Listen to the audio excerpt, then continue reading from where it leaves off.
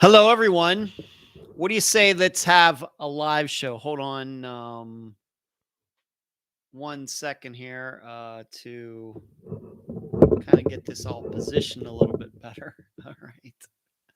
How is everybody? Um, everything seems to be askew right now. But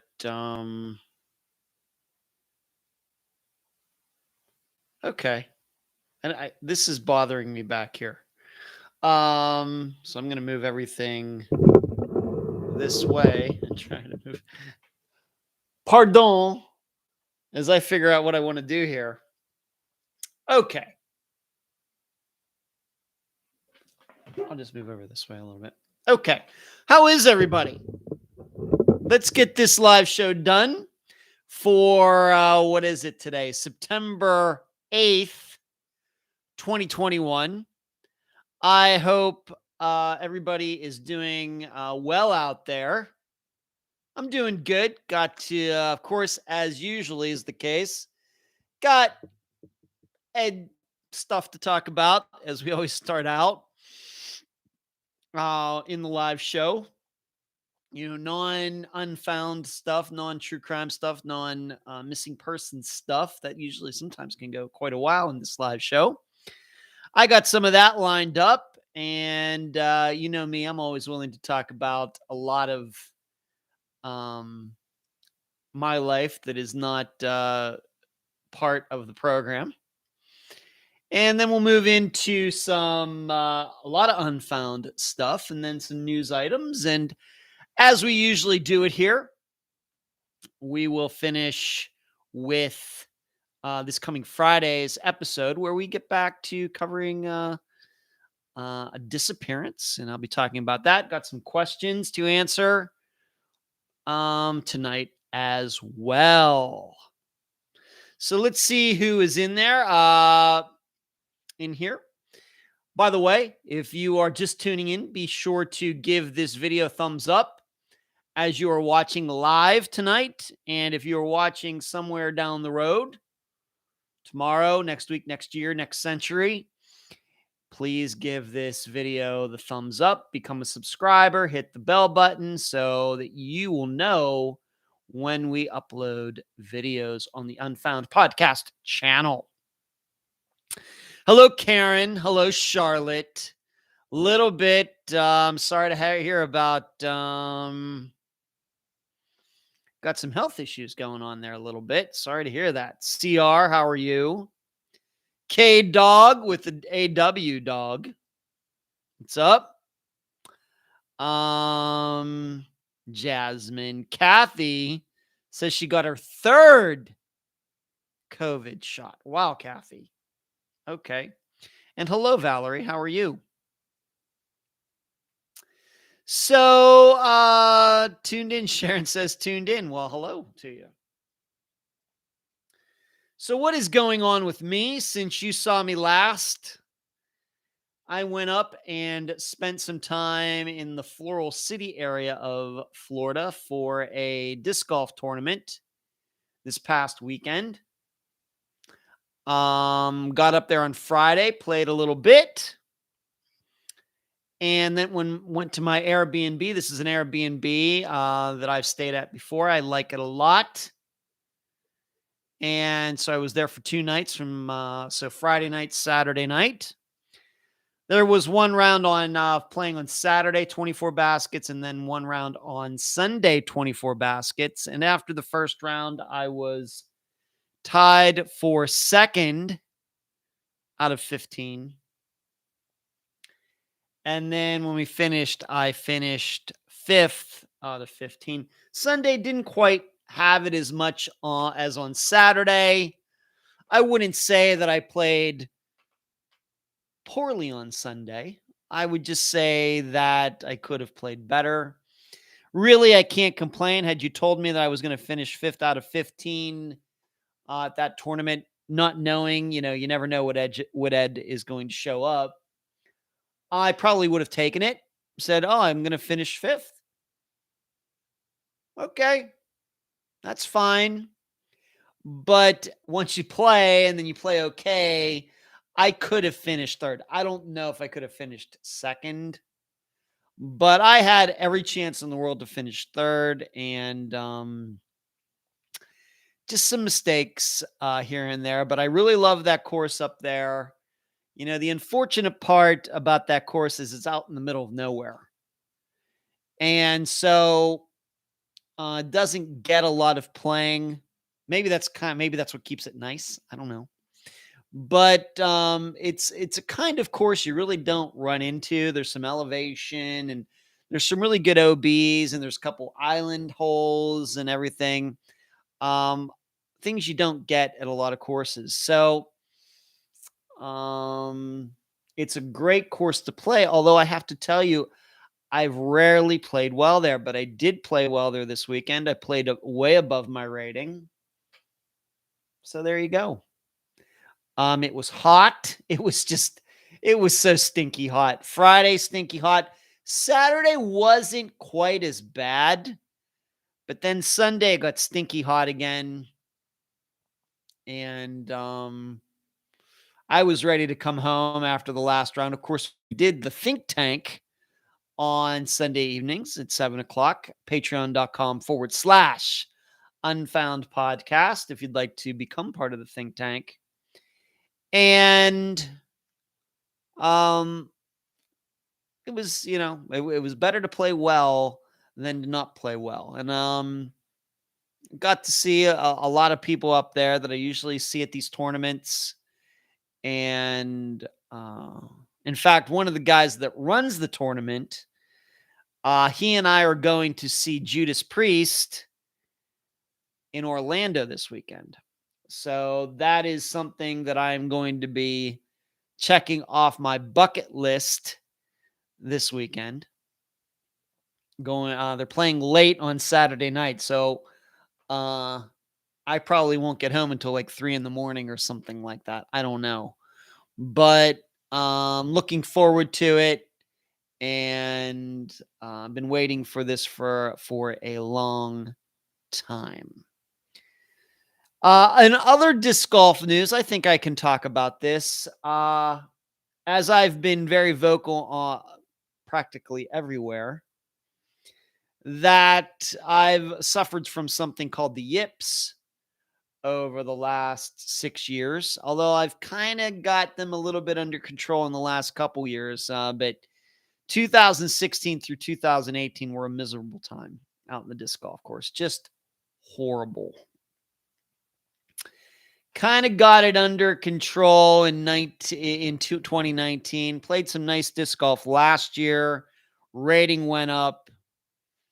But the way I played over at Worlds in Orlando last month, kind of caused me to think, Matt, why don't you just check out a sports psychologist regarding this? So I had my first session, I guess you'd call it, with a sports psychologist here in Pinellas County. And I enjoyed it. It felt good to talk about these things in a private setting.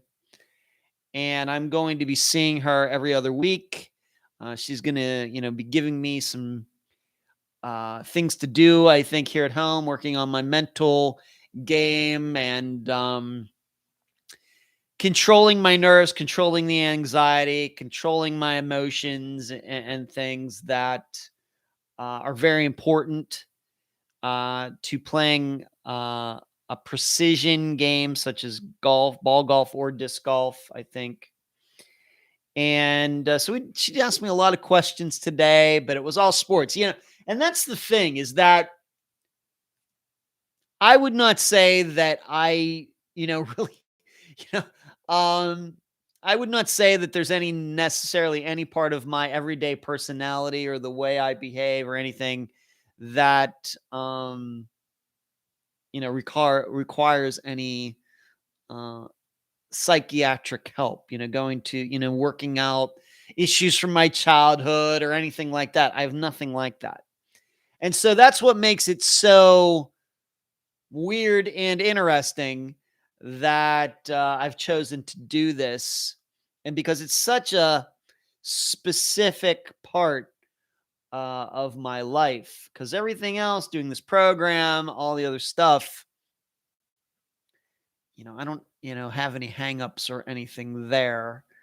Not to say I'm perfect or anything, but I don't think there are any, mental hangups and deep dark secrets that need to be outed and things that need to be resolved from my past. Nothing like that. Whereas when it's disc golf, there are, I think, some things going on there about how much I love to win, my expectations, and everything else. So I went to see a sports psychologist today, and I will be seeing her in a couple weeks. And it went really well today. Once again, it just feels good to talk to somebody who, I believe can help.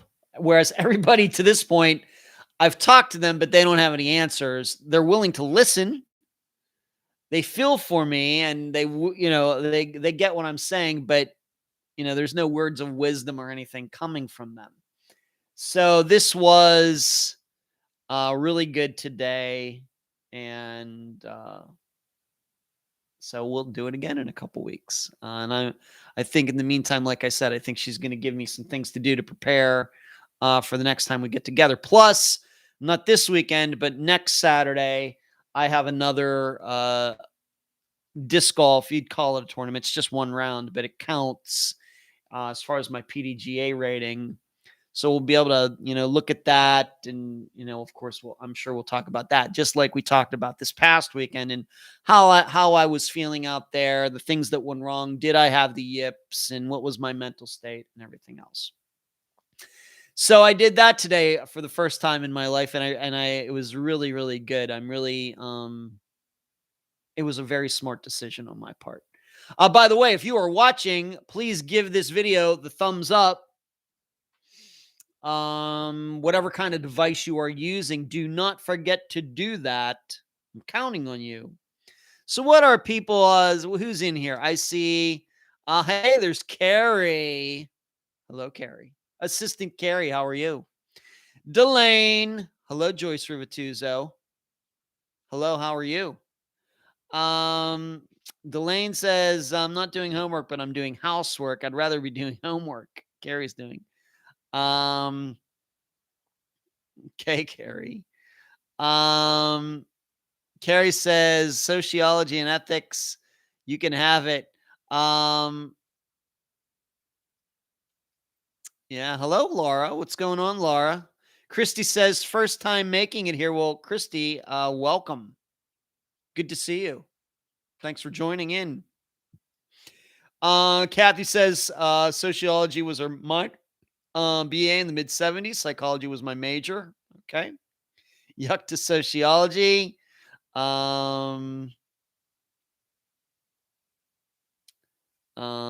Carrie says it is interesting, but just the long drawn out way of explaining everything makes it boring and hard to get through. Okay. Well, as you all would probably guess, and in fact, this came up during the discussion I had with the she's not a doctor, the psychologist, sports psychologist that I was with today. That I told her what I do, and I told her that, being at least a little bit of a counselor is kind of what I do, of course, in a very specific area. And, we talked about that for at least a little bit. So, I guess for once I get to be on the other side. Of course, when I speak to guests, and of course they talk about their emotions and all of that. I guess I'm the psychologist, and then to me, I, get to be the patient, I guess. So it was flipped.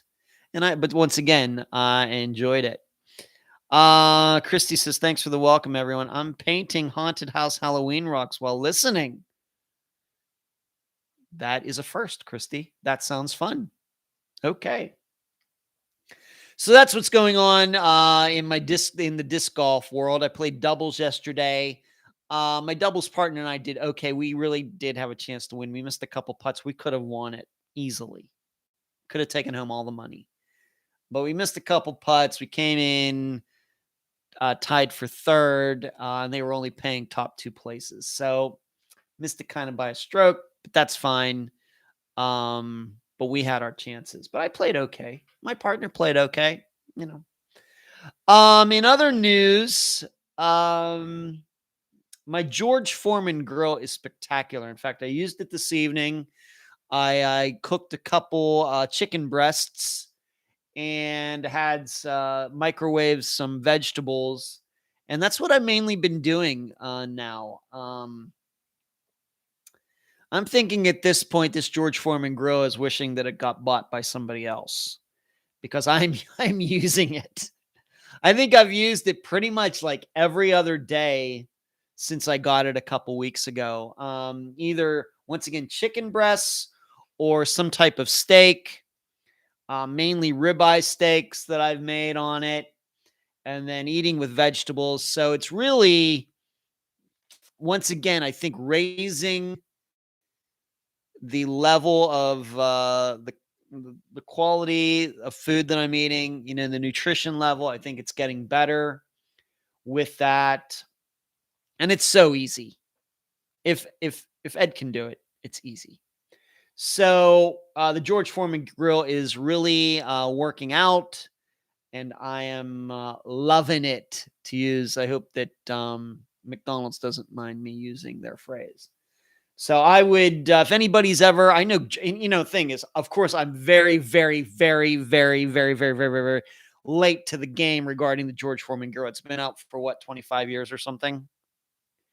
But if you haven't gotten one, of course, they are not an advertiser for Unfound or anything. I would get one. It's spectacular.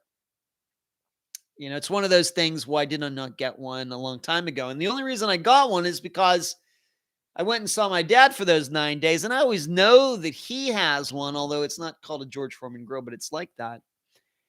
And it just finally hit me like, I've been losing some weight. I'm trying to eat better. I'm really feeling good. I'm looking good.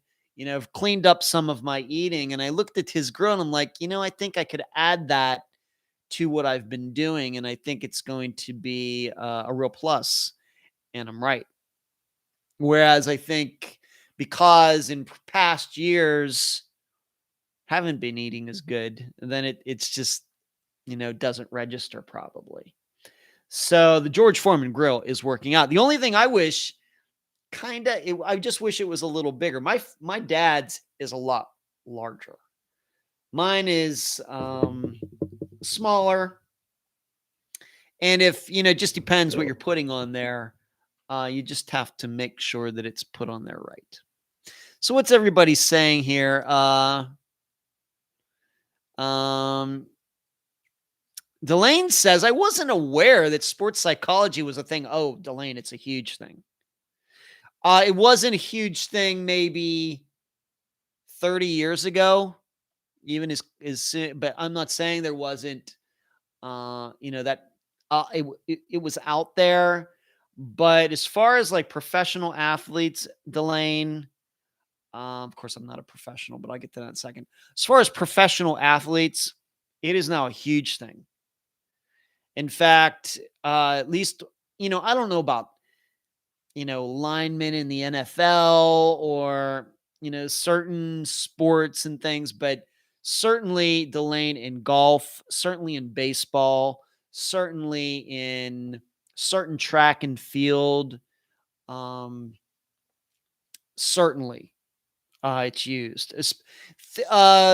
Sports in which, or positions in sports that require very refined technique, like throwing a disc, hitting a golf ball, throwing a ball, hitting, huge. It's a huge industry.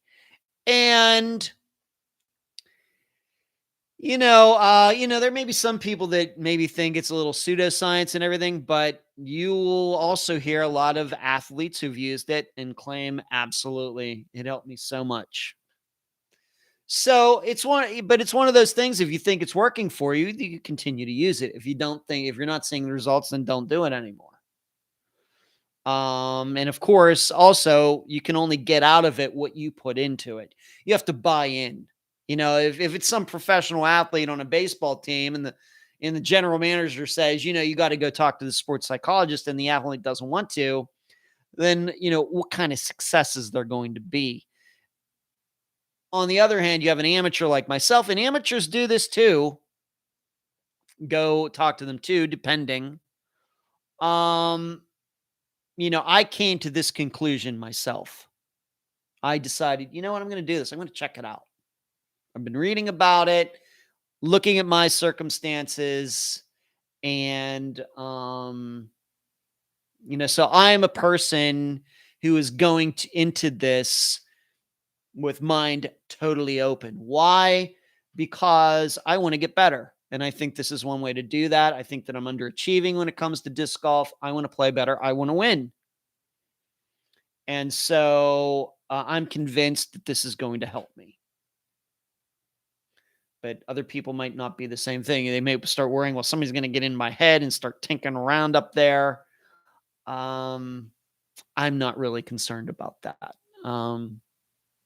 And even today, just this first session, very positive. Really liked her techniques. I think she was very intuitive, inquisitive, and that's what I'm looking for. She was asking me some good questions, really listening well, and really, getting down deep, in there. But yes, Delane, it's a huge, huge industry. And in fact, I would say it's probably the fastest growing part of psychology that exists. People who are involved in sports, because more and more it's being discovered that, of course, sports is about the physical part, but even more, it's about the mental part and being able to perform under stress and, as people say, not choke.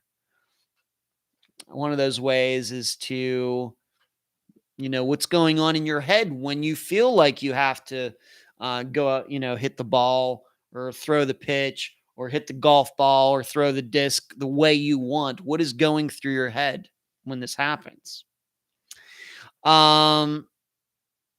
Carrie says, my stove has a built-in air fryer. We use it a lot. Sounds fun, Carrie. There's Cherie. Hello, Cherie. How are you? Good to see you. Yeah, Kathy's now talking about yeah. Carrie says, my foreman is sitting in a cabinet. Well, if George Foreman is sitting in your cabinet, Carrie, that must be a pretty big cabinet. Carrie says, this is probably why I never use my grill. It isn't big enough for me to one and done it for our house. Okay, everybody's talking about their ovens now. I love it. Power spray is where it's at. Spray it. Yeah. And that's the thing, my dad was even telling me about this, that, with he's used it so much. I think maybe the coating on it is starting to maybe give way a little bit. So you do have to watch how you clean these and how often you clean them and how you clean them. So, I'm being very aware of that whatever that coating is, Teflon, I don't know, can be very, delicate, but he's used his so much that it's no wonder, after how many years he's had it, that maybe it's starting to give out. But these ovens are not expensive. One goes bad, you can get another one. I think they're $50 or something. Hello, Linda. She goes, sorry, I'm late. Not sure how long I'll be in, though. Had spinal injection in your tailbone. Wow, everybody's talking about their health tonight. Nothing's good. Well, okay. And even me, I'm talking about my mental health as far as sports go. Well, Linda, you don't ever have to be a late. I love one of my favorite sayings. The only person who has to apologize for being late is me. And, but the injection in the tailbone and, it's interesting, Linda. I don't know if my sister Diane, I got to talk to my sister Diane, who's a spectacular person today. And she was talking a little bit about, some neck issues that she is having. I think she's fine. She's fine. But just some things that, she's going to has to get done. And so that reading that, Linda, kind of makes that come to me. In other, what else is going on that is that's part of my private life that's interesting to me. Played doubles over Taylor, and it's just, I love that course. It's my local course. It can challenge you in a lot of different throws, but wow, is it so wet over there. In fact, I was just messaging back and forth with the guy that runs the club over there, who's a very good friend of mine. Good guy. I was just saying, man, just to play over there when it's this wet is just miserable. There are puddles, and I mean, the water is deep. We just get this rain, and the course just doesn't drain like it used to. It just doesn't. You would even like 5 years ago, you would have never seen it like it is now. So there's something going on there. I don't know. I'm not an expert in that area, but I was telling him. And it's just a little miserable to get over there and you play and your disc lands on the ground, but it's in the water and your feet get wet, your socks get wet, and it's a little miserable. As much as I love playing there and I love that course. And that was what was kind of nice about playing up in Floral City this past weekend, is that it's not near a body of water. It's kind of, the whole thing's kind of on a slope kind of thing. And, your feet don't get wet at all. So, but really it's been beautiful today. I would have been outside today, but I just had too much work to do, too much stuff to do. Also, yes, give the thumbs up. I've talked about that a couple times, Linda. Thank you for posting it. The new Iron Maiden album is out. I got to listen to it. I listened to it on the way driving up to Floral City. I listened to it. It's up there. It's pretty good. Pretty good. It's called Senjutsu, which is Japanese. Of course, it's like in English spelling. I think it means like strategy. And one of the names of the songs is called Stratego. And the album really has like a war theme to it, something like that. So I guess the name of the album does make sense. It's really good. As the COVID was going on, I was hoping that some of the bands that I like would be bringing out new albums. Of course, AC/DC did earlier this year. Really good album. And now Iron Maiden has one out. I'm still getting to learn the album, though. I'm not sure at this point if it's better than the last one, which was called Book of Souls. I haven't made that decision yet. So I've been listening to it, just kind of feeling it out. And just kind of easing into it. My expectations were not really, really, really, really high. I don't want to be let down or anything, that they just have something coming out. But it's good that they're still making new songs, and I'm hoping that they'll be going on another tour. I think they will be, and I can't wait to see them again. Of course, like I said, I'm going to see Judas Priest this weekend, Rob Halford and company over in Orlando. And I've been waiting for this for a long time. I don't know how many songs they're going to play. I don't even know. I'm not even sure which songs they are going to play. I don't know what they're going to play. I don't know how long.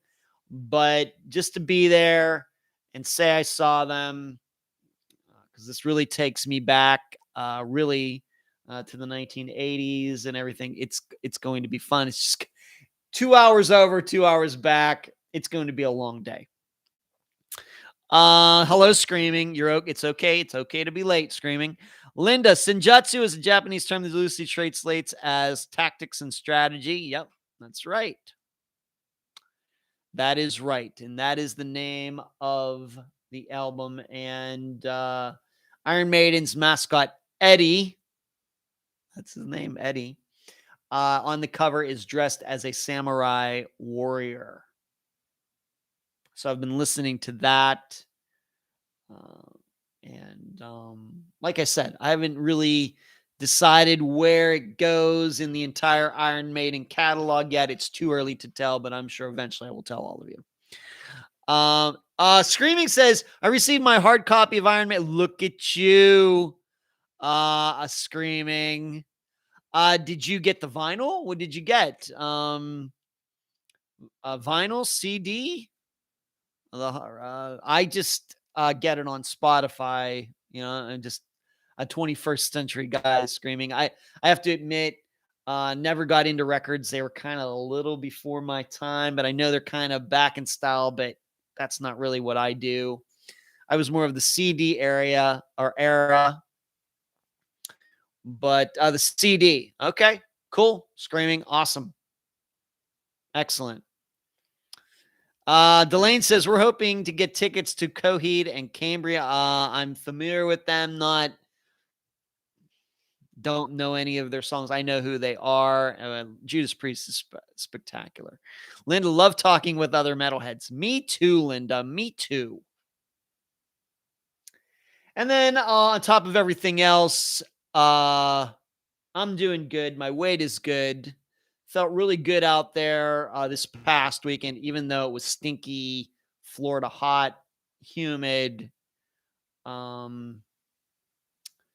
But you can't even really, the weird thing is I did not use my umbrella to, cover my face. And, even though it wasn't raining, I use it as a sunshade, an umbrella that I can put on my cart. And I didn't even use it this weekend. Really, I did not get much sun, which is really weird. So I don't know what to think of that because I didn't use any sunscreen. So I don't know. But I'm doing good. And in fact, this is going to be funny. But I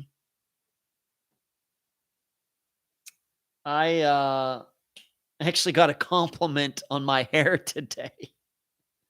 I love that. No, you want to really kiss my butt nice? Just tell me you have the most beautiful hair, and that you'll just love you instantly. So that's what's going on with me. That is what is going on in a variety of aspects of my life. Tomorrow I'll go to trivia. Gonna have to trying to line up a couple interviews for this weekend for future episodes. And that is what is going on. So let's move on to the what you would call missing persons / true crime / unfound items for tonight's live show. And we, of course, start where we always do. And that is the 5th anniversary poll. And that was posted in the discussion group.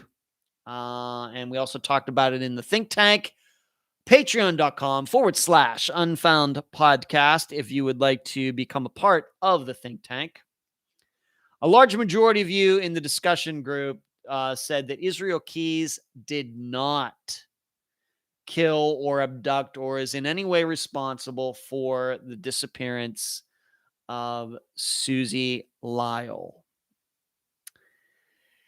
And I can't say that I'm surprised by that. I'm guessing maybe that, given that I've talked about this before, maybe some of you were influenced by my opinion, but I'm going to be honest. I really tried in that summation at the end to present both sides of the argument. I really tried to do my best. But still, I think I got one kook, response on Podbean, which is really not a place that I follow anyway. And then there was somebody who posted in the discussion group in which I had to delete the whole thing. And, it just seems to me that despite me even trying to be fair with it, that people who are just what I would call Israel Keys fanatics, that wasn't good enough for them. And this is, as I wrote in the Patreon blog, once again, patreon.com / Unfound Podcast. that this is the part about true crime and missing persons and all of it that's a little sad to me. It's a little sad. The way people stake out positions. I have a rule. I don't argue theories. Okay, I don't do that. If once again, if we knew what happened, let's just go solve it right now. But to the extent that even when I try to be, I think as even-handed as surely more even-handed than any of those types of people would be. And they tell me that I don't talk, I don't know what I'm talking about and all of this. It very well may be that none of us know what we're talking about. You know why? Because Susie Lyall is still missing. So it's just disgusting. I feel sad for these people. They are sad, and I feel sad for them. I do have compassion for them that, and it's, I have to admit that Kelly Bruce and I have talked about this regarding Brian Schaefer's case. She has gotten a lot of that with the work that she's done on Brian's case. A lot of people telling her she doesn't know what the heck she's doing, but she's done more work as a lay person, as an amateur, than any person on this earth. And still, people come after her, saying she has an agenda. She doesn't know what she's talking about. She's this. So they came out of the woodwork at least a little bit. And I kind of suspected that. And it's almost too predictable. They're so predictable. And once again, I'm not here to criticize other people's theories, but I think what I'm saying is that I think I'm much more diplomatic about the whole thing than these types of people are. Even in the think tank, where it would not be unusual, if we have 10 people in there, for 4 people to think one thing, 3 people to think another thing, and 3 people to think something else, we don't argue with each other. We respect each other's opinions. We try to see the other side. That, just because you can see the other side does not make you weak-minded. It doesn't mean that, that you're weak in some way or anything like that. But to me, that's the way adults are supposed to handle things and discuss things. We discuss. We don't argue. We don't go on diatribes, or the new word I'm using are screeds, Screeds. You can look that up. But that's certainly what I got. And it's almost predictable that when you get something, and I've gotten this on other cases that we've covered as well. It's amazing how these people, they write one huge paragraph, like, 1,000 words, never take a break to start a new paragraph. Horrible punctuation, horrible spelling, everything else. And they want me to take them seriously.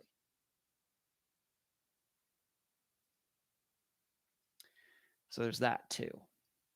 But that's what happened after that. As far as the other side of the episode, the 5th year, I wrote about that in the newsletter, which you should have gotten before last week's live show. I wrote about it for the Patreon blog. If you are a Patreon supporter, you got to read it.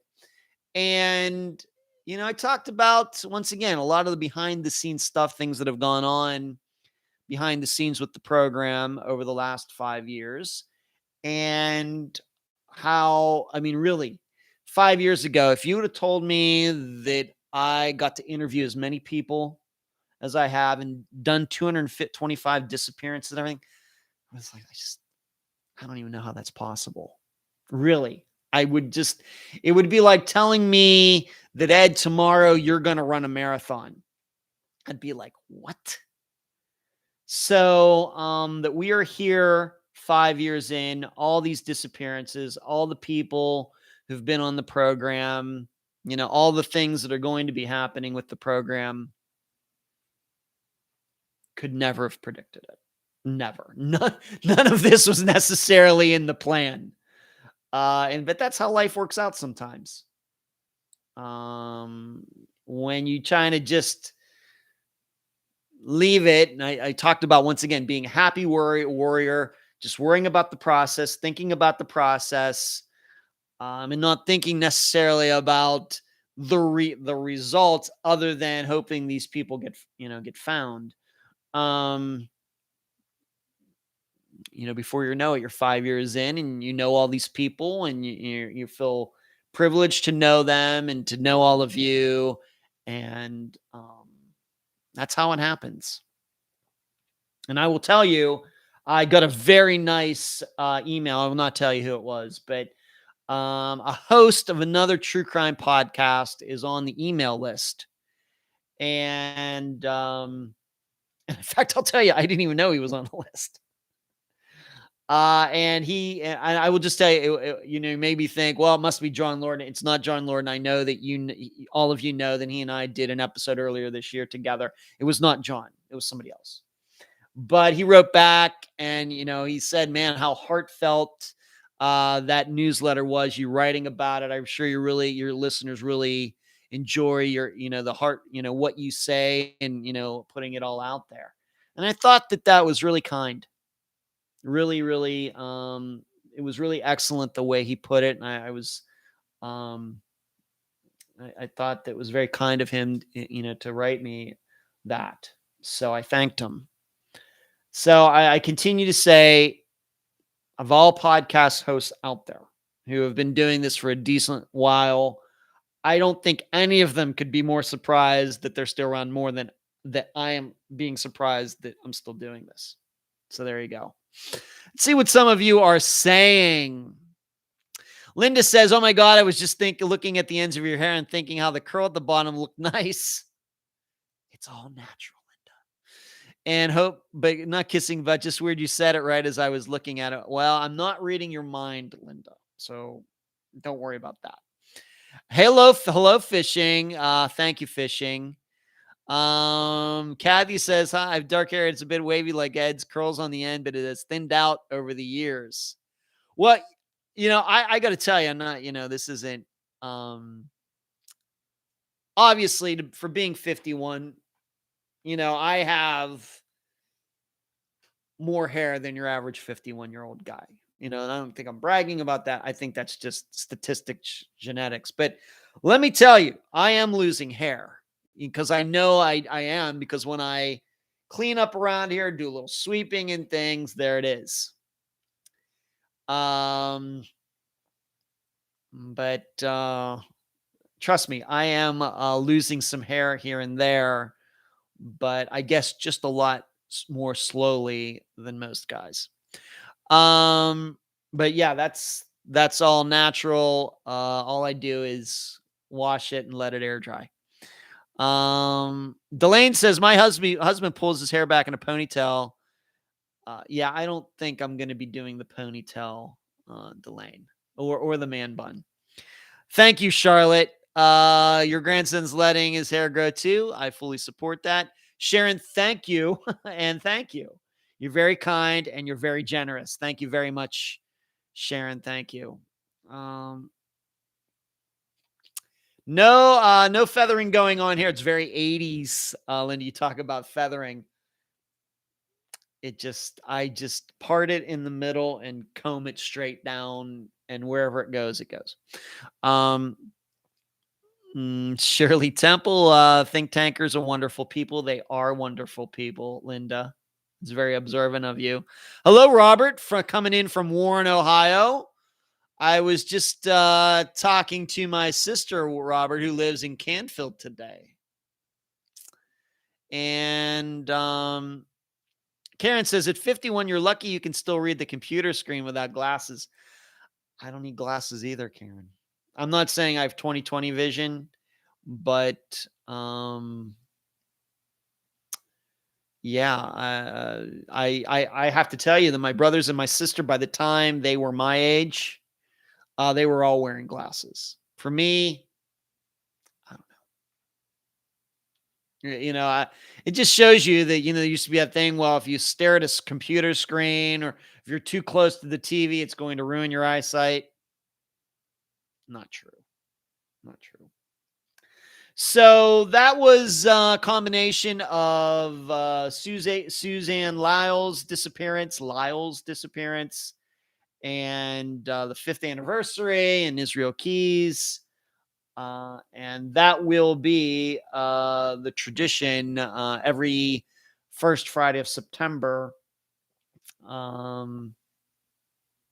until Susie's found. Let's just put it that way. It's going to be that way until Susie is found. So there you go. Blaine says he has to put it in a ponytail while hooking up and running cables. Yeah, for stages. Yeah, I can see why that you'd have to do that, Blaine, of course. Let's move on to this. As many of you know, because I talked about it last week, I had a meeting yesterday with the people in Greeley, Colorado. The district attorney, his name is Michael Rourke, was on the phone. Was it the chief of police? I think, or some investigator was on the phone. I don't know who else. There's only 2 voices that I heard. There might have been other people listening on their end. And so I did have my talk with them. I will tell you that they did not come right out and say anything that we talked about was necessarily secret, but I'm just going to play it safe and just keep to myself what we talked about. I can tell you that the conversation went about 25 minutes. I can tell you that it was a very cordial conversation. I can tell you that I would say that probably the questions they asked me would not be a surprise if I told you. I think that I think I can say that they asked me how I got to doing this in the first place. And because that's not everybody asks me that. And I told them I gave the same answer that I give to everybody. But other than that, I'm just going to keep everything else a secret for now. You have to keep in mind that the trial, at least the way I understand it, is going to be starting in less than a month from now. So it very well may be then in about 6 weeks. So that means you're not going to be having to wait very long. This would be like going back to the end of July. I'll be able to talk a lot more about this. If your main concern is, well, Ed, are you going to go to Greeley, Colorado? Do they want you to go? Let me just put it this way. I think that is a possibility, although there's nothing that's been written in stone or anything like that. It came up, but I don't know if it's going to happen. All right. Either way, fine by me. I don't know. I think that, once again, this is one of those things that my perception is that there would be a lot of true crime hosts who would, really love going to whatever trial it is. If they had an instrumental part in something, if they did an interview or found something that they were being asked to show up somewhere and testify, I think that they would be overtly excited about it and all of that. I think, I'm just a little different. I will do it because that's what is asked of me, because it's the right thing to do. But I would not say that I'm necessarily excited about it. It's not that I don't want to do it. But the only reason I would be doing it is because I have a more obligation. They've asked me to do, of course, it might be, if there's a subpoena or something, I have to go do it. I don't want to end up in jail. I'm too good looking to go to jail. So, but I would do it simply for the reason is because it's required of me. Not because I'm going to get my jollies out of it or anything else. Because it's going to make a good story down the line or anything. It's just not really what I do. But I think there's a possibility. Nothing written in stone, no dates, nothing like that. No specific date, I should say. We'll just have to see. And I think if that is going to be happening, if they let me know somewhere down the road, I think I would be able to say, well, you know what? I'm going to be in Colorado to do this on this particular date. But still, as far as what they asked me about me talking to Steve, everything about the interview and other things, I'm just staying away from that for now. Not once again, they did not tell me I couldn't talk about it. I'm just going to play it very, very safe. Okay, so that's all I'm going to say about it. But we had a very good conversation. But like I said, 20, 25 minutes and we were done. So we'll see. Now, the other question may be, well, of course, anything that the prosecution does, they have to let the defense know about it or however that works. Is Steve's defense attorney now going to want to talk to me? Maybe. I've not heard anything. If I had, I would tell you, but I've heard nothing from that side. Nothing. Zero. But maybe I will. I guess it's possible. So that is what's going on there. Obviously, the trial's moving forward. My understanding is that the starting date is October 6th, but who knows? Maybe it'll get pushed back again. I don't know. But it's supposed to start October 6th. And I don't know if there's going to be video coverage. It seems to me this would be the type of case that might make it on court TV, but I don't know what the rules are in Colorado. I don't know anything about any of that. It did not come up in our conversation yesterday. Don't know. But when it starts and whatever I'm doing then, I will surely talk about it on this live show. So there you go.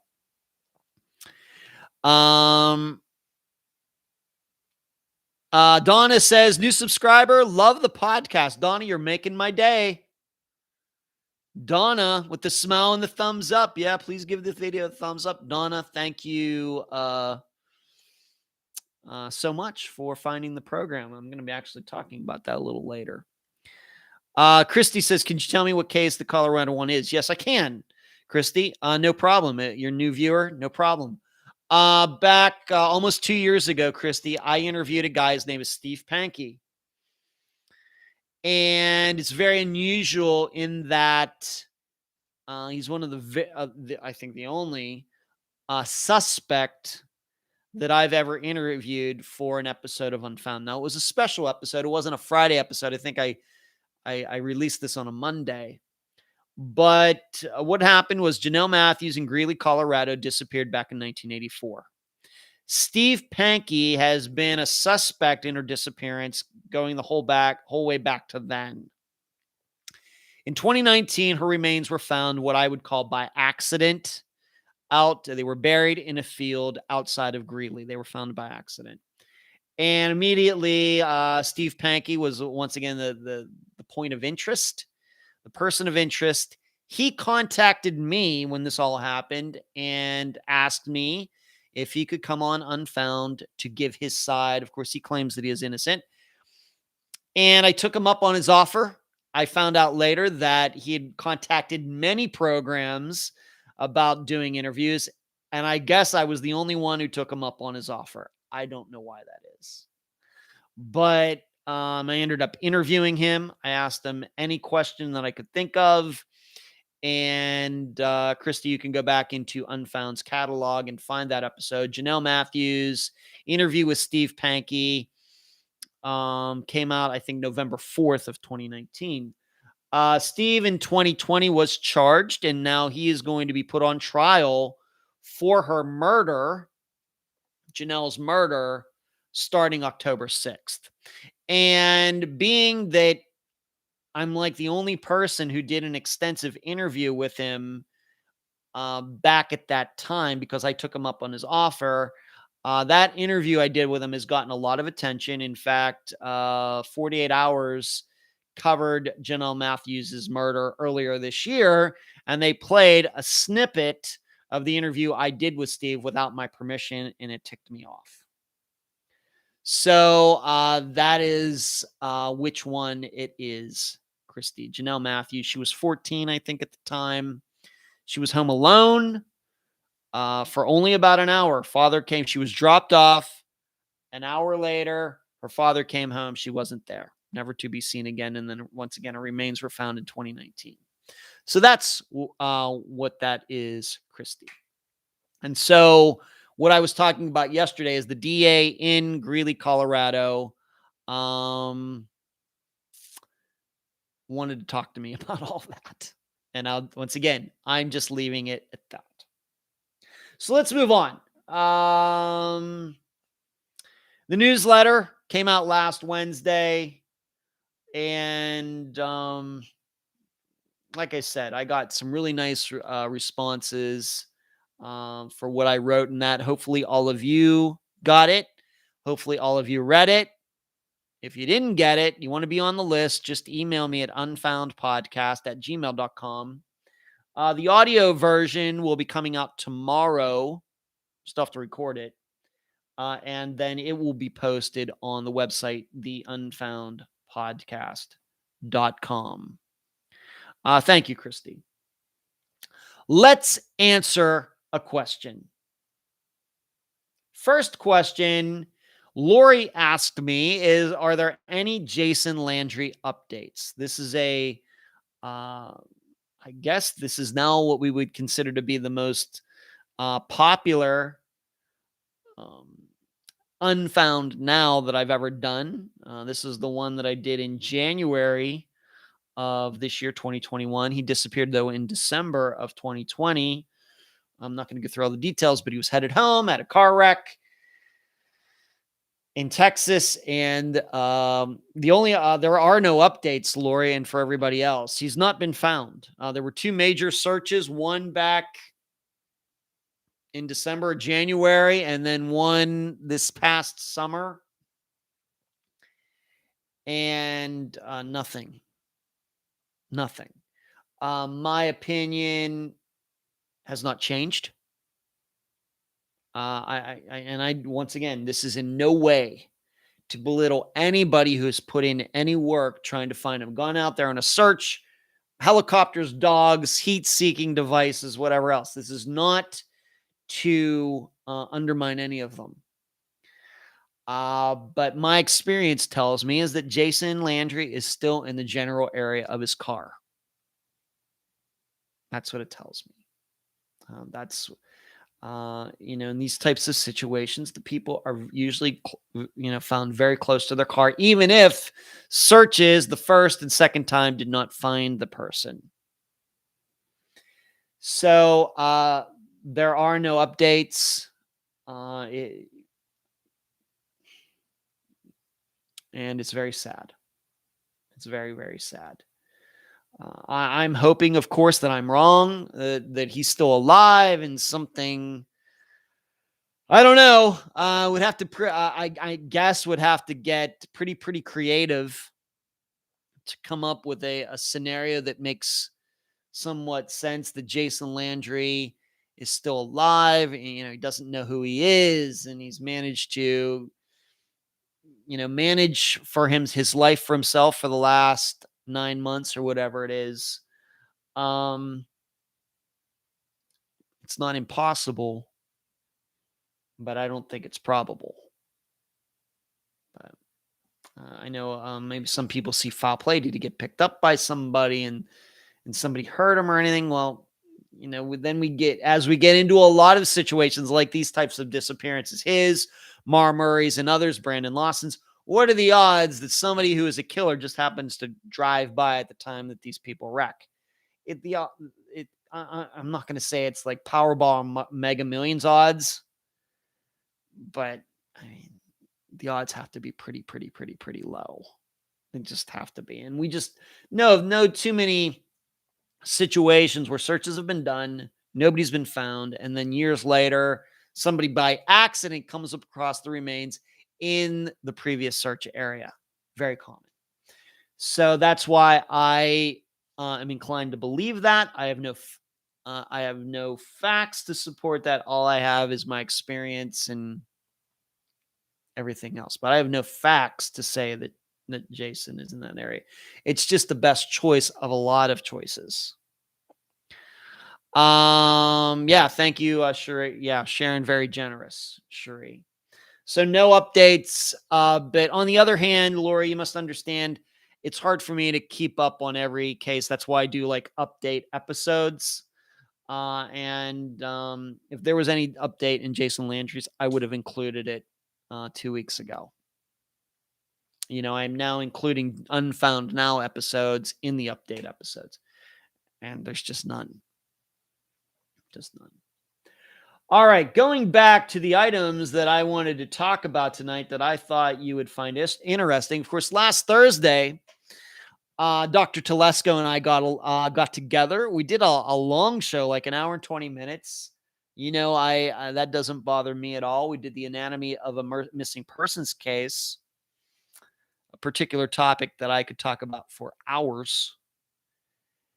And I think what I could say about that presentation is that's a little bit of a flavor that I'm of what it will be like when I go to speak at Northwestern State University in Natchitoches. I know I'm killing that word. Natchitoches, Louisiana. And then when I go down to Nova Southeastern University to see Dr. Telesco and speak down there on November 4th. I think what you heard last Thursday is at least a little bit like the presentations I'll be making at these schools. Just a few days ago, I had a chance to work on that outline. And yes, I prepare this much in advance. And have sent the outline to the professor up in Louisiana and also to Dr. Telesco. Dr. Telesco has already gotten back to me, and she thinks it's excellent. So, and I'm thinking the professor in Louisiana probably will think it's fine too. And once I get the okay, then I can start building the PowerPoint presentation that I will put on this computer, my Dell computer over here to the left, that then I can hook in when I get there and use that for the presentation. I anticipate using both words in the presentation, pictures of some of the missing persons cases that I'm going to talk about during the presentation, and probably some pictures, maybe, some maps or something, things that that I create to go along with episodes that I think need it. So the presentation, the PowerPoint presentation will be a combo of all of that. Dr. Telesco did tell me that I don't think this is a secret, that where I will be speaking, they've arranged to have a 150 seat auditorium. So I don't know I don't know how many people are going to show up. Maybe that's for self-distancing reasons. I don't know. If it's 150 people, I don't think that really will affect me that much. I'm sure that I'm going to be nervous at least a little bit, but it's not nervous in a bad way where I'm going to have a huge, lockup of the brain and I'm just going to be stage fright or something. But will it be the largest group I've ever spoken to? Maybe, probably, maybe, at least live. I mean, I know of course, Unfound the podcast, thousands and thousands of downloads every week. So but live, it's probably the most. So, but 150 seat auditorium should be interesting. I'm hoping to film it just like I'm hoping to film the one up in Louisiana. And in the meantime, I'm probably going to get a cordless mic and work that out with my phone or whatever and use Bluetooth and all that. So That's what's going on. Now you should know that, although I don't know how much I can really talk about it, that I think something is going to come from this past show I did with Dr. Telesco. That there's a disappearance that we've covered that I think is going to get renewed attention because of that particular show. And see, these are the things that I'm always looking for. That you know someone who knows someone who knows someone, then I can contact the person, and the synergy and the teamwork and all of that goes along with that.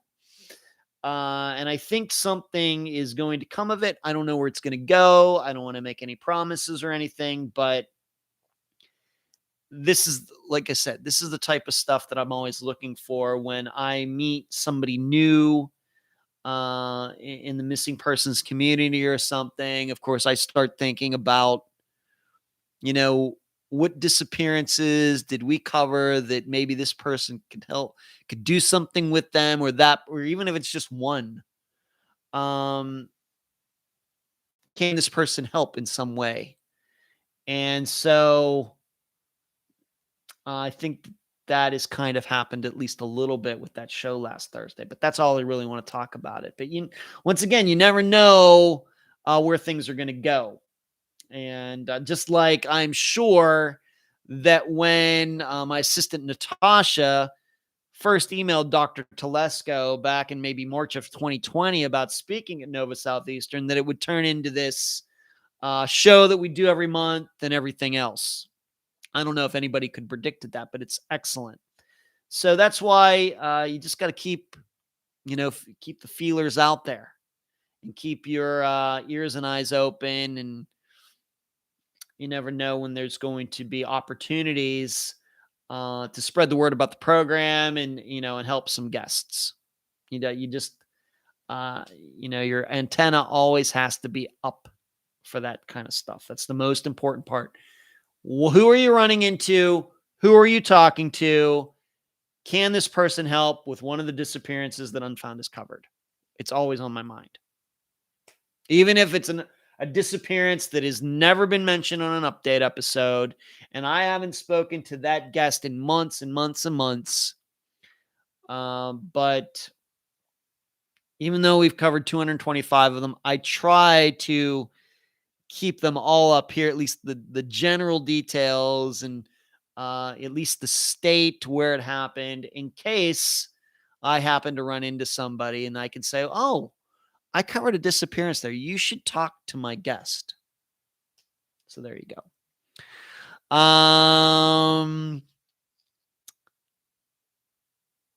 Screaming says, I watched the entire episode you did with her last week with Dr. Telesco. Yeah, it's great.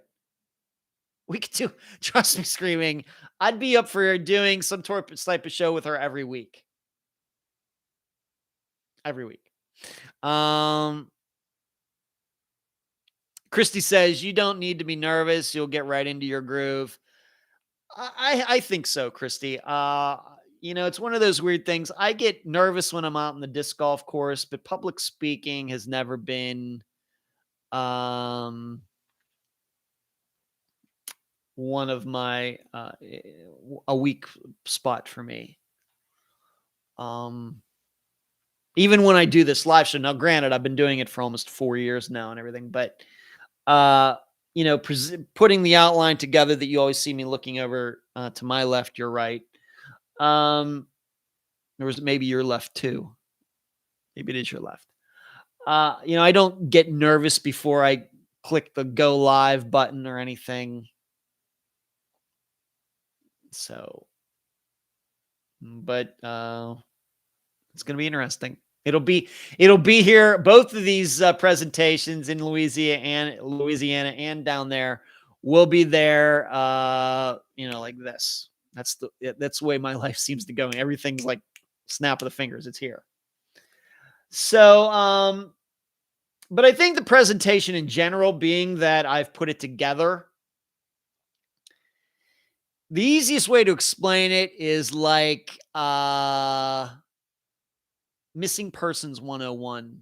We think about different types of college classes: economics 101, psychology 101, math 101, that kind of stuff. The presentation is what I would call Missing Persons 101.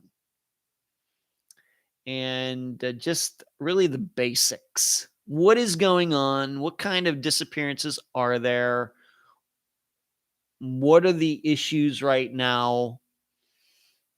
And it's still a pretty long outline, but I'd rather have more material than less material. I always want to make sure for this live show and everywhere else, I always want to make sure that I have more material than I need, not less material. But it really was not, I have to admit, the outline was not hard to put together. I just really did it right off the top of my head. And I'm thinking that's why maybe I'm not going to be, all I need is a few notes. It's really all I need. And in fact, of course, I will put the presentation together on my laptop as a PowerPoint so all the people can see it. But I'm sure what'll be written on that PowerPoint presentation will be a lot more than what I have for my own personal notes. Even though maybe I can use my PowerPoint presentation as a little bit of a cheat sheet. I just don't need a ton of stuff to get my mind going in a particular direction. Carrie says, if you can do this solo, you can do that without having others on stage with you. No issues. You got this. Joyce, Ed, I told you a few years ago back that you're going to building your empire. Well, I promise to be a benevolent dictator, Joyce. I promise. Thank you, Carrie. Hey, Jill, what's going on? I didn't get your question yet, Jill, so you're right on time. Yes, please hit the thumbs up button. Thank you, Screaming. Carrie says, you do public speaking twice a week. This in the think tank. I think you have that whipped. Yeah. Well, that's true. It is kind of public speaking, but you have to also remember, Carrie, at least in the think tank, I'm reading. Of course, as everybody knows, I read all of your comments for the most part over here. And I do that in the think tank as well. So sometimes I'm reading what other people are saying. It's just not all me. But that's kind of what the presentation is that I put together. Missing Persons 101. Where do you start out explaining missing persons to people who, of course they know that people go missing, but how do you present it in a way that it's like a real topic, that's something that needs to be studied, that people need to be knowledgeable about? It's just not something that happens. How do you study it? What you should be looking for? How do you start that process out? And so this is what the outline looks like. That would be my description of it. So being that Jill just got in here,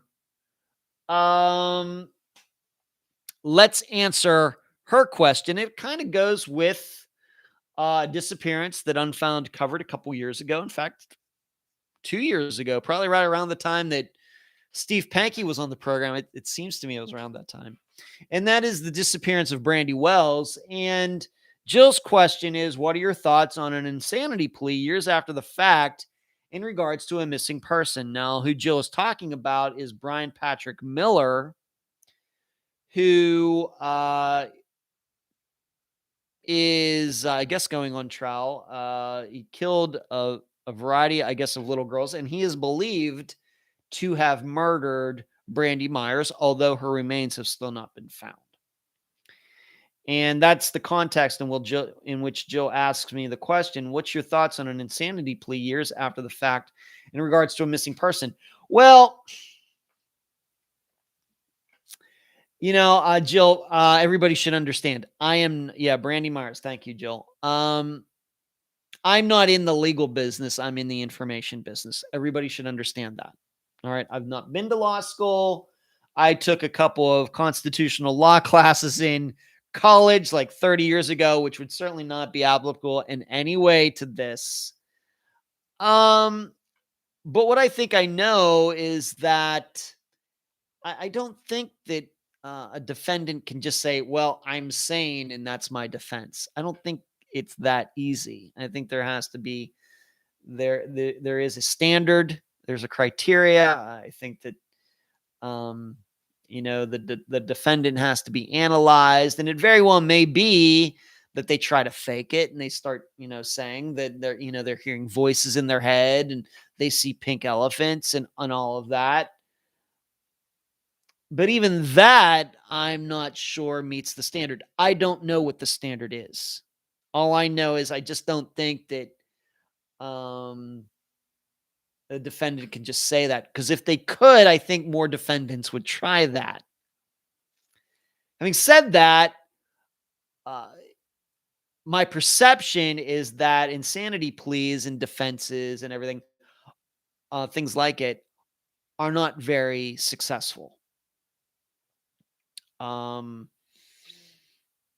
think the juries are hesitant to believe people who say that they're crazy or that they didn't know what they were doing, and their dog, like um the guy in New York City back in the 70s, the son of Sam, said that his dog said he told him to kill these people and everything. um my The standards of sanity vary state by state. I would have to look it up in Texas. Yeah, I'm sure, Jill, I'm sure you do. That's your business and you're in that state. Um, I just, on that, once again, what I know about it, I mean, if somebody's insane, we know insanity exists. We know it. We know there are people who are insane, who do not perceive reality like the rest of us. And we know that exists. But my perception is that insanity defenses aren't very successful.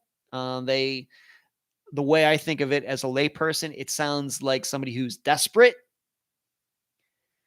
And from what I know about Brian Patrick Miller, of course, I know about Brandy's disappearance. Brian Patrick Miller's name came up during that interview. Doesn't sound insane to me. So I think he's just an evil guy. I think he likes killing little girls. And although we might think that's crazy, I think we're saying that in layperson terms, not in medical terms. Not every person who goes on a killing spree is insane or crazy or anything else. They could be just evil. They just could like seeing people die. And that is not insane. That's evil.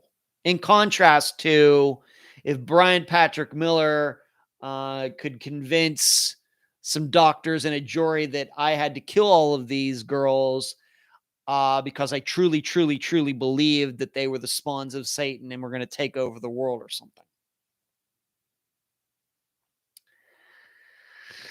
It just sounds desperate to me, Jill. Just sounds desperate. Jill says the money is paid to do that evaluation. I'm not sure what that means, Jill. So that's what I think about it. Just sounds desperate to me.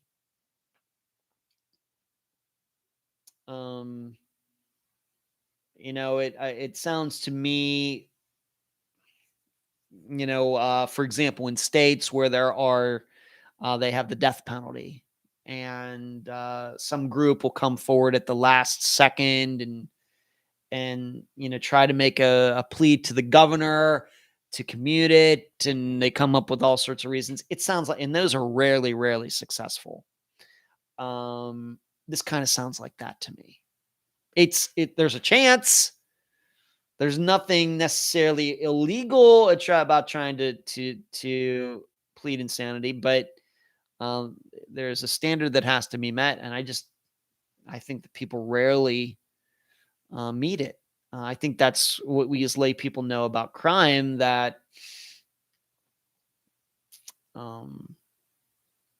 even if somebody, even in situations, I think like what happened here just recently over here in Lakeland, Florida, where that guy was on meth and he went into somebody's house who he didn't even know and shot it up and everything else.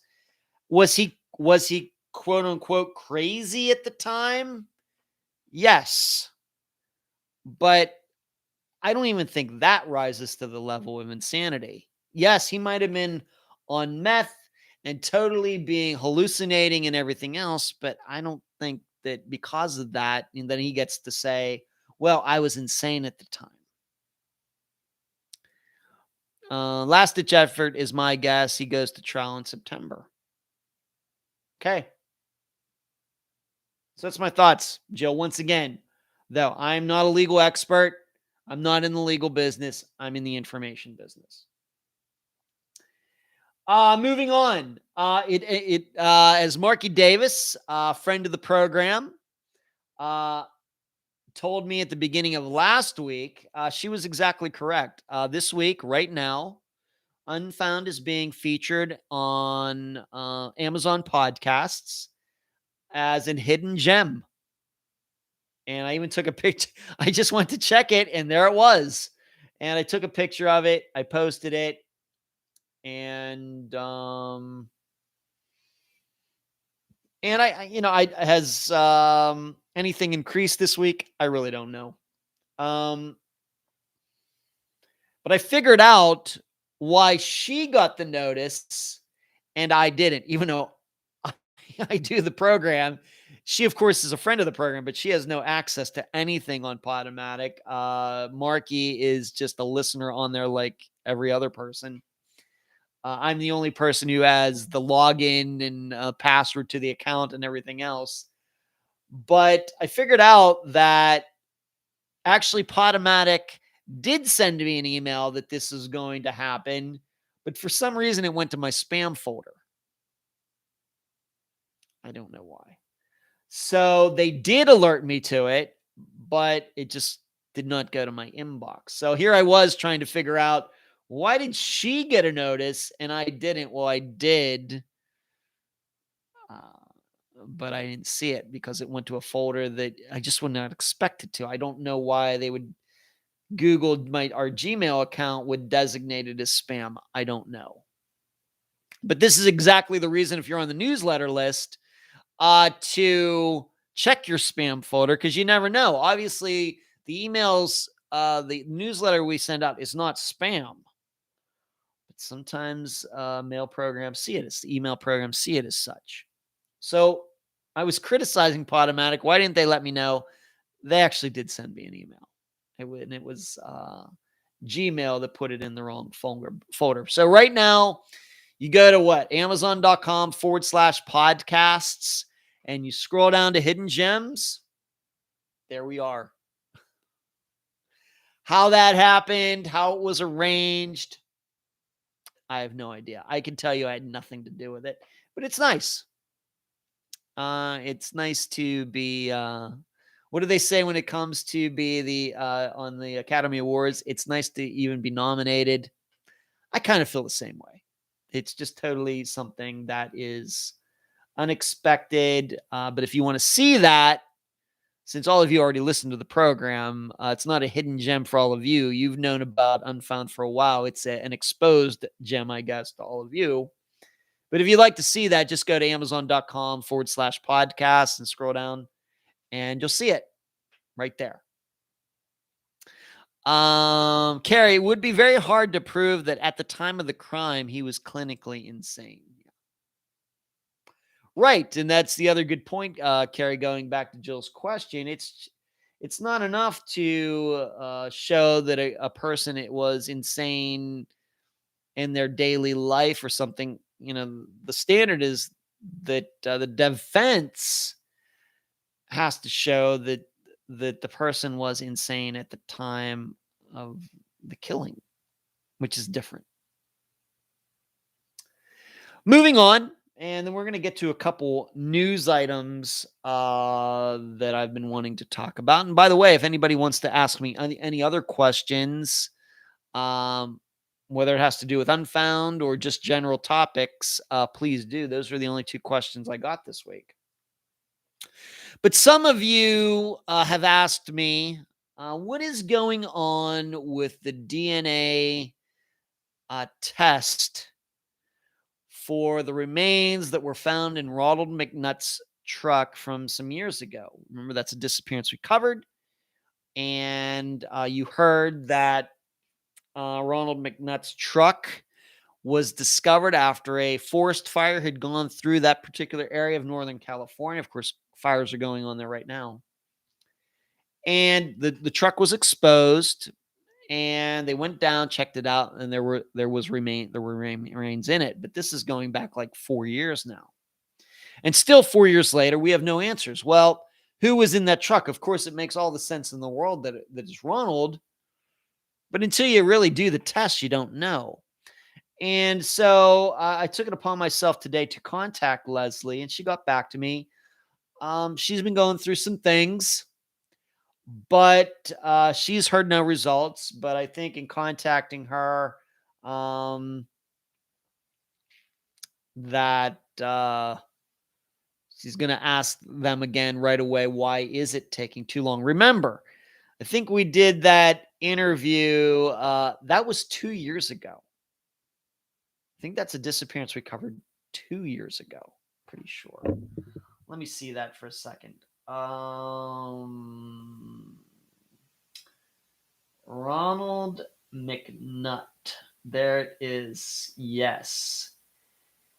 Yes, that was at the end of 20. That was right around the time. Ronald McNutt was actually the episode before Cameron Remmer. So that was 2019. So it's been 2 years and still nothing. So I'm hoping that Leslie, his daughter, is going to get on that and get back to me. But I told her that, I'd been asked about it. A few different people have asked me about it. And she wanted me to thank those of you who have not forgotten about her father. And she's going to try to get some answers. It's one of those things, once again, I think she has some things going on medically I really don't want to get into. None of my business. So I think that is kind of, taking up a lot of her time. And of course, we know that can be very taxing emotionally, whatever she has going on. And then on top of that, continuing to keep on the police department. Hey, when are we going to get those results? What are you doing? Why is it taking so long? It's a lot going on in one person's life. But she assured me that she's going to do something. She'll try to get, try to, push this all along. So, because there's no way it should take this long. I'm open to the idea that because of the fire going through there, that it might be harder than usual to get DNA from the remains. I don't know. But she's going to try, and she will get back to me. Carrie says, in Missouri, you don't want to be proven insane. You should spend your life in a state mental hospital connected to the prison system until you are fit for trial. That's how they do it in Missouri. All right, thank you for letting us know. And I guess nobody would be surprised to know the reason Carrie knows that is because that is where she's from. But like you said earlier, Carrie, the standards of insanity vary state by state, for sure. And then you even have the standard at the federal level. All right, let's move on to a couple general news items, things that have nothing to do with Unfound that have caught my eye, and I want to talk about them. The first thing is this whole thing that's going on in South Carolina with this guy, Alex Murdaugh, Murdaugh. Now, I'm sure some of you have been following this a lot more closely than I have, because this story seems to be nonstop, and it's much easier for you to follow it than I than I can, I can, given what I have to do. But I'm just going to kind of go through this very quickly and try to give my best insight that I can, even though there's not any disappearances here. It's just a bunch of people dying, and it doesn't seem to make a lot of sense. In fact, even in my notes, as I'm looking over at them, I even have typed here, what the heck is going on here? As far as Alex Murdaugh, prominent lawyer in this area of South Carolina. Well, you may remember that a few months ago, June 7th, he came home to find that his wife and son had been shot multiple times and they died outside their home. That is a murder. Those murders are still unsolved as of today. So 3 months later. Then allegedly, just within the last few days, he was driving down a road and I guess he had a flat tire. He got out to change it. At least that's the way the story is being told. And a car, a truck or something went by him, turned around, came back the other way. Somebody in that vehicle took a shot at him and kind of grazed him in the head and then took off. And the way the articles write it, it is a superficial wound to his head. Now, on top of all of this, back when the murders happened in June, it kind of dredged up something that happened in 2015 where a young man, his name is Stephen Smith, was found dead, and it was believed to be a hit and run. And there was speculation at the time that it could have been one of the Murdaughs that did it, either the son or Alex himself, but that it was not pursued that strongly because the Murdaughs have a lot of power in that area and their ancestors had prominent positions and maybe there's a good old boy system going on, et cetera, et cetera, et cetera. And yes, I am saying et cetera, et cetera, et cetera. That's just the way I do it. So there was that from 2015, Stephen Smith dead seemingly from a hit and run, the details of which are still murky.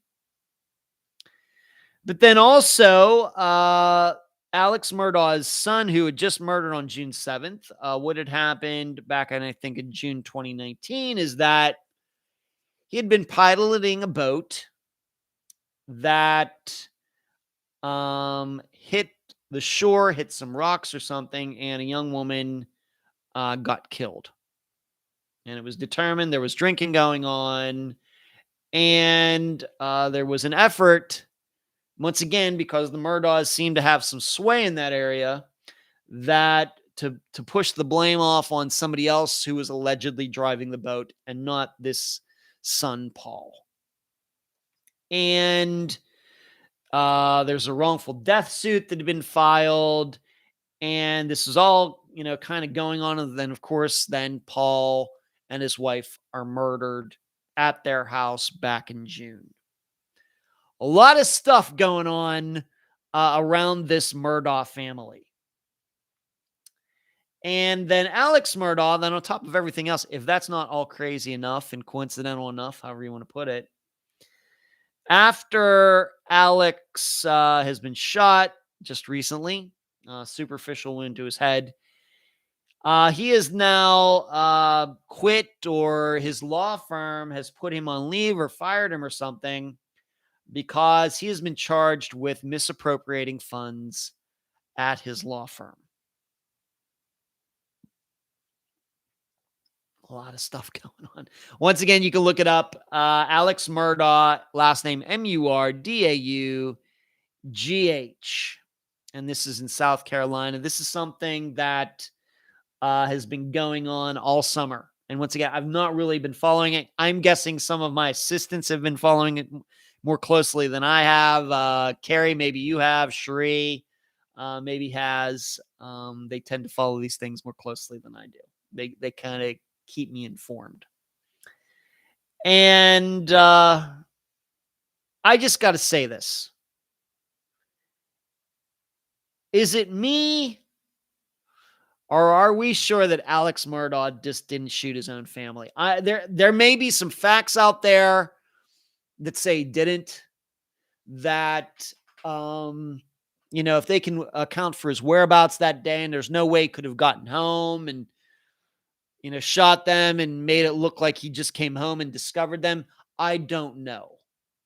And if there are facts to the contrary that the timeline works out, that there's no way he could have done this. Of course, he could have hired somebody to do it, but let's just keep this simple.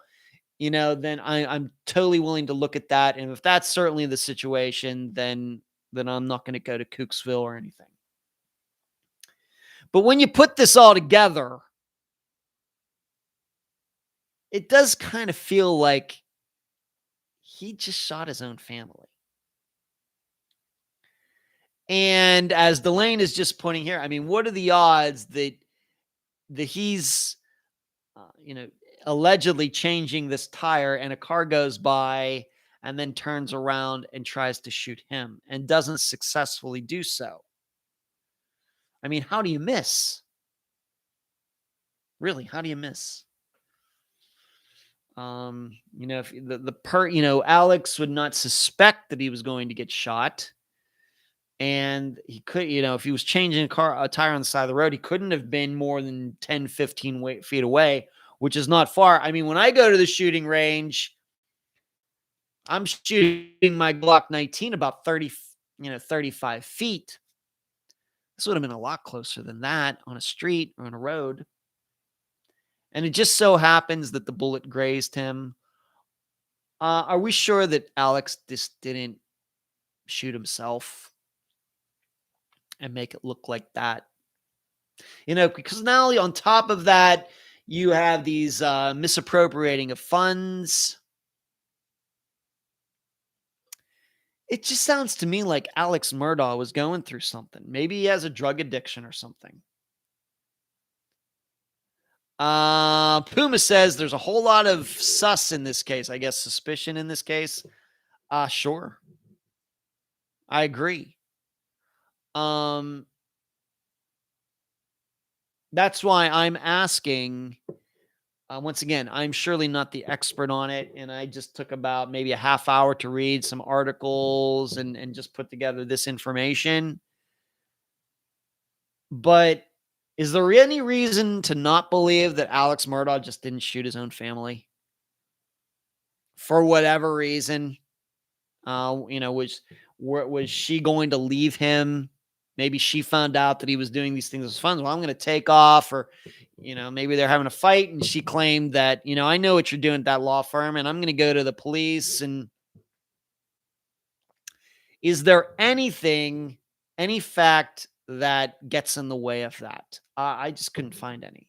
I'm not saying it doesn't exist, but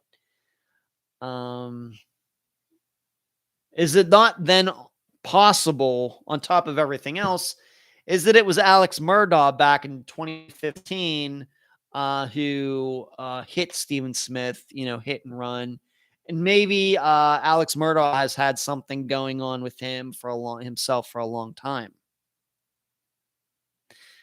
Once again, from my point of view, hearing these things, looking at it from a missing person's point of view, Alex Murdaugh sounds like a guy who probably has a drug addiction. When I start hearing about the misappropriating of funds, and I start hearing, well, yeah, I was out on this road and somebody tried to shoot me, this starts to sound like somebody who has a really good addiction going on. And then that might also explain why he could have shot his wife and son. Maybe they were trying to leave him. We're getting the heck out of here. You're crazy. You have a drug addiction. You need help. Boom, boom. So if any of you have been following this, please, I'd love to hear more here in the chat about this. I'm guessing at least some of you have been following this. It's just hard to imagine that this isn't all connected. This hit and run, the boating accident in 2019, the mother and son getting shot, Alex Murdaugh allegedly getting shot, and then these funds that have disappeared from his law firm. Those all have to be connected, right? You'd think so. But maybe some of you who've been following this have a different opinion on it. Once again, if you can express it, please do so. Alex Murdaugh in South Carolina. He would not be the first person who, tried to make it look like somebody shot at, shot at he wouldn't be the first guy to say, yeah, somebody shot at me, but actually he shot himself. Just planned it just perfectly. Well, yeah. I got great, he takes the gun. Of course, I'm right-handed. So yeah, just boom. And, the bullet just grazed off. I mean, it's going to hurt like heck. But it probably at that point, being that we were just talking about insane, you're probably crazy, layperson crazy already, and you're desperate. So a little bullet pain, as long as you know you're not going to die, isn't that crazy? But I just don't know how you look at it any other way. We have to remember that this the mother and son were murdered 3 months ago. Nobody's been arrested. And it was important that I saw that they were outside when they were shot, which seems odd to me. What were they? Did they just happen to be outside? Were they doing housework? Were they sitting on a porch? And somebody just drove up and shot them? I mean, really, how many shootings do we have of this type where the people are shot outside their home? People are usually shot inside their home. So that's my insight into it.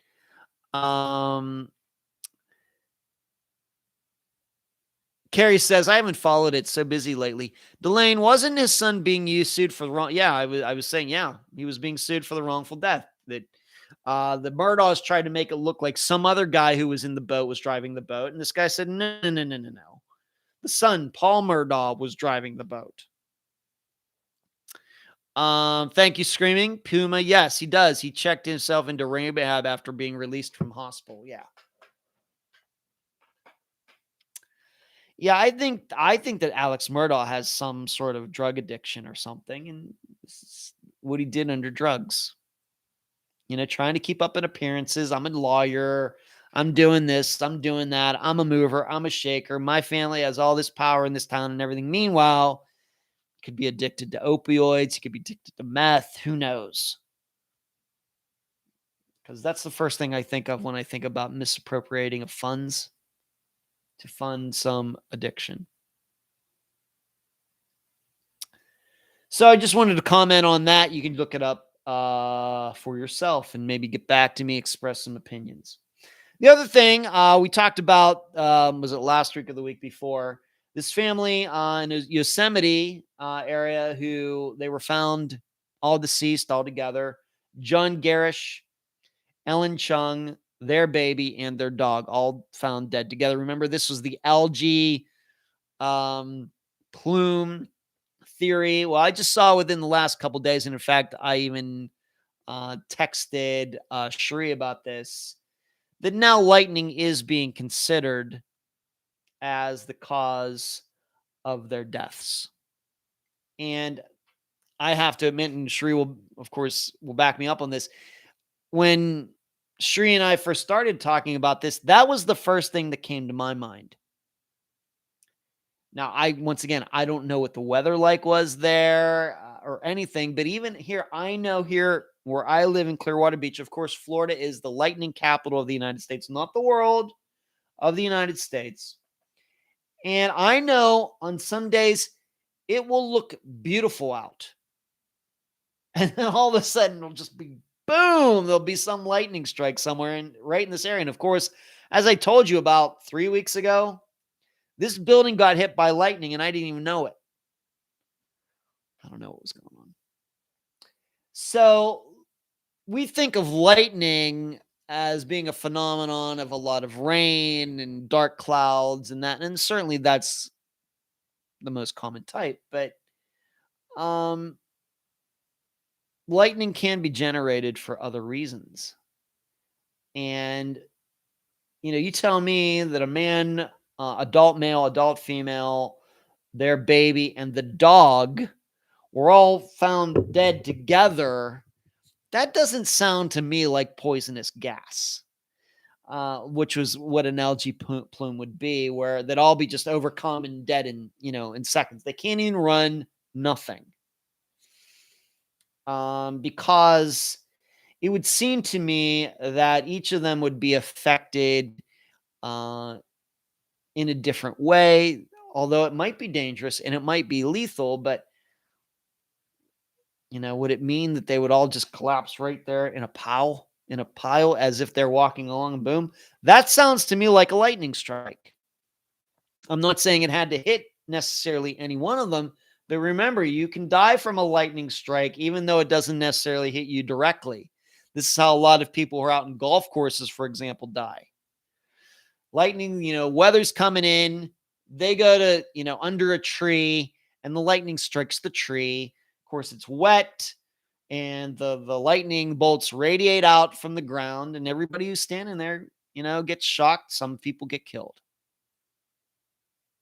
Lightning does not have to strike you directly to kill you. In addition, we know about what we know about lightning. If it was an indirect lightning strike, it would not give off the same evidence that a direct lightning strike. Of course, if you're hit directly by lightning, you're going to be charred a little bit. Where if it's indirect lightning, I just, don't think it's going to be totally obvious that that's what happened.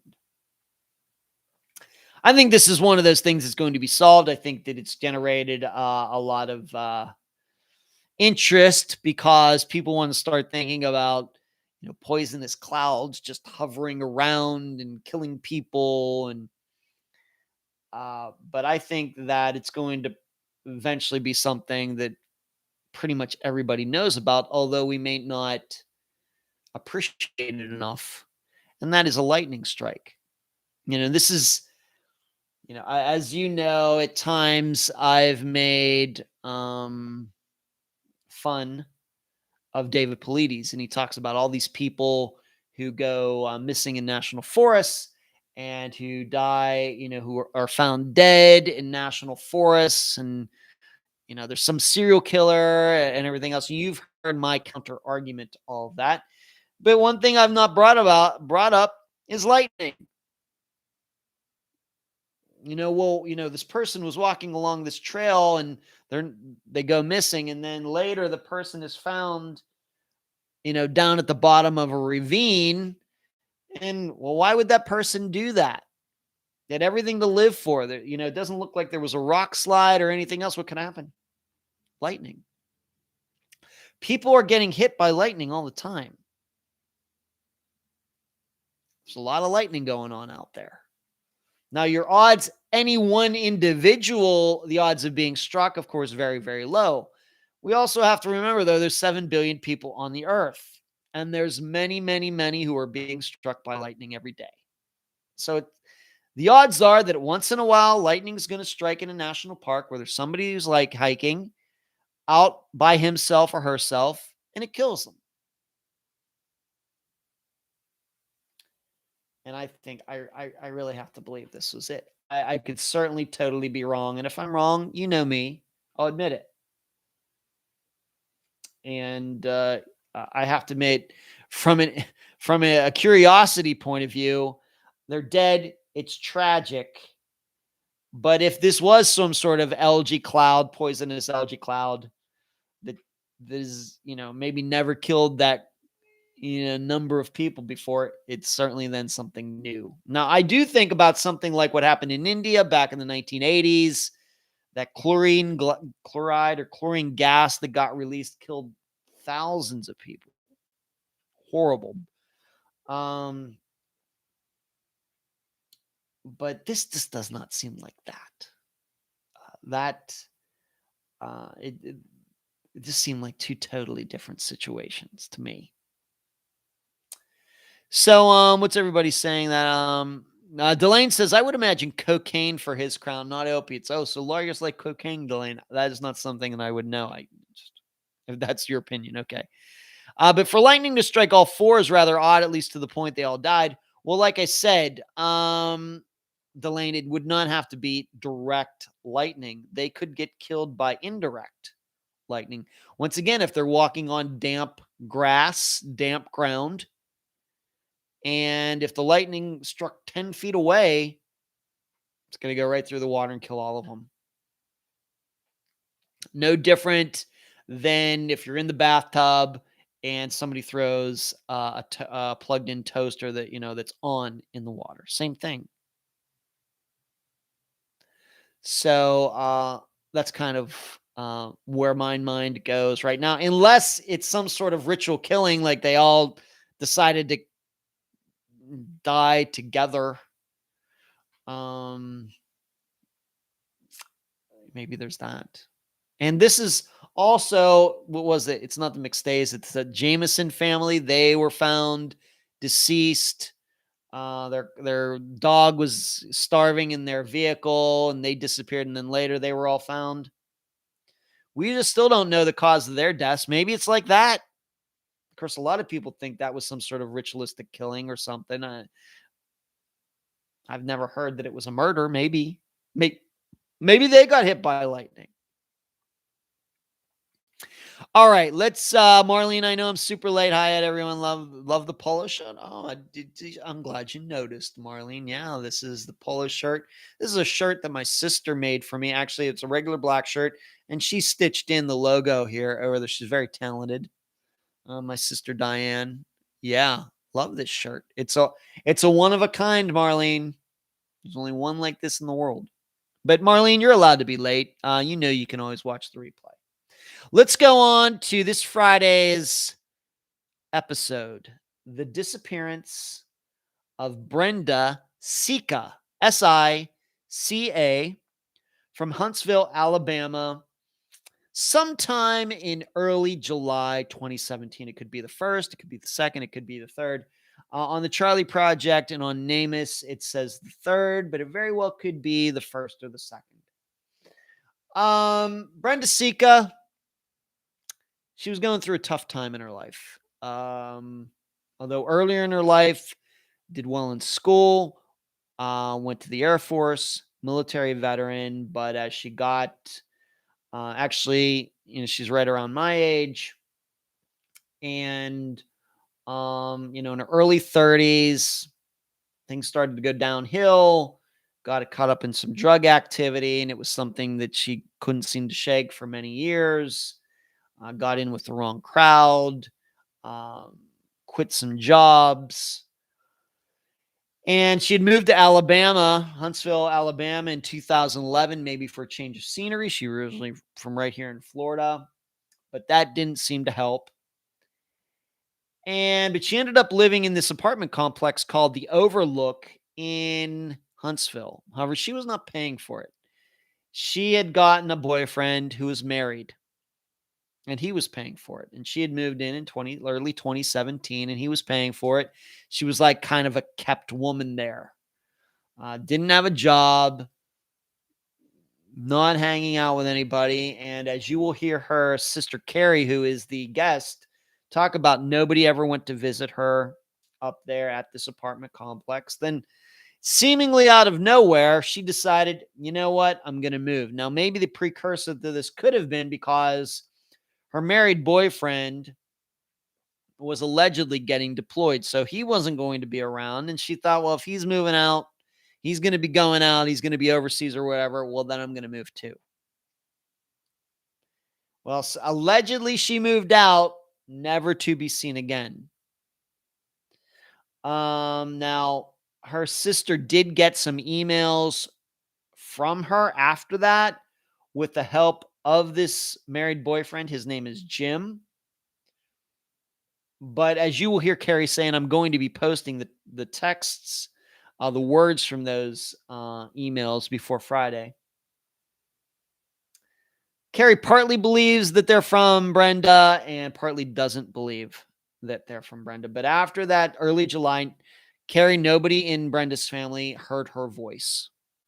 But in these emails, Brenda says that she was with a new guy and that she was in Wyoming. No proof of that. I looked for it. No proof of that. So she is still missing a little over 4 years later. And the last email that her family ever got from that account, is allegedly her, was sometime in late August of 2017. After that, no idea. The episode's title is The Apartment, because as you will hear in the interview, and I did a lot of research on this one, there is at least reason to believe that she never really lived in this apartment complex in Huntsville at all. Nobody remembered her. Nobody remembered her moving in. Nobody remembered her moving out. As some of you know who have used databases and looked up people, missing people, you know how you can go to certain places and find out all the addresses they've lived at over several years. There's no database that I could find that ever said that Brenda lived at that address. And in fact, her boyfriend, and I know his last name, even though it's not being used in the interview, his name is not connected to that address where she was allegedly living at all. Nobody ever went to see her at that address.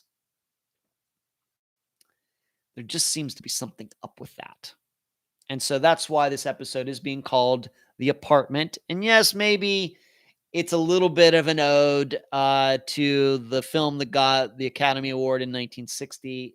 It was also called The Apartment, for somebody just popped into my mind, but it seemed like an apt title for this because Carrie and I will spend quite a bit of time talking about Brenda allegedly moving into that apartment, living in that apartment, and then seemingly allegedly moving out of that apartment, and so how there aren't a lot of facts to even prove that she lived there. So once again, this is the disappearance of Brenda Sica, S-I-C-A, somewhere around the early July of 2017, Huntsville, Alabama. The episode's title is The Apartment, and the guest will be her sister, Carrie Valle, and she is in the discussion group. In my summation at the end, I do talk a little bit about databases and how I use them, the techniques that I use, some rules to follow, being that I went through so many of them for this particular disappearance and trying to figure some of these things out. So once again, Brenda Sica, S-I-C-A. Charlotte says if that family got struck by lightning, wouldn't there be signs of it? Maybe not if it's indirect, Charlotte. Once again, there's a difference between direct and indirect. Direct lightning would be like you sticking your finger in an electric socket.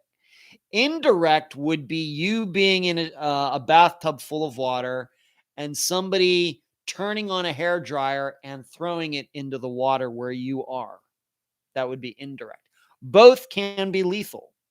But in one, there's going to be a lot more signs of what happened than the other. Once again, indirect. Puma says the Crime Talk channel on YouTube has almost daily updates on the South Carolina case if anyone is interested. Thank you, Puma. All right, so what did we do tonight? Talked about disc golf. Of course, we talk about this every week. Talked about me going to see a sports psychologist. I enjoyed it. I think I'm going to get a lot out of it. Talked about my George Foreman grill. It's been beautiful here, but it's been raining too. Taylor Park has been soaked. The new Iron Maiden album. I'm going to see Judas Priest this weekend. Looking good, feeling good. Hair looking spectacular. The Suzanne Lyall poll regarding Israel Keys. Steve Pankey, my talk yesterday. The newsletter came out last week. Dr. Telesco's show last week. The presentation I'm putting together for school appearances that are coming up. Unfound being on Hidden Gems on Amazon. Talked to Leslie, the daughter of Ronald McNutt, about what's going on with the DNA testing. Talks about this thing going on in South Carolina with the Murdaughs, the family in Yosemite. Took some questions from Jill and Lori, and then finally finished it up with this Friday's episode, the disappearance of Brenda Sica. That's all I have. Spectacular show, if I do say so myself. All of you keep your head on a swivel out there, and you will hear me on Friday. And on Sunday, some of you will see me in the think tank. In the meantime, keep your head, like I said, keep your head on a swivel. Give this video as many likes as you can. Subscribe to this channel, patreon.com/unfound podcast, paypal.me/unfound podcast. Thank you, Sharon, for the super chat contribution tonight. And that's it. Good night.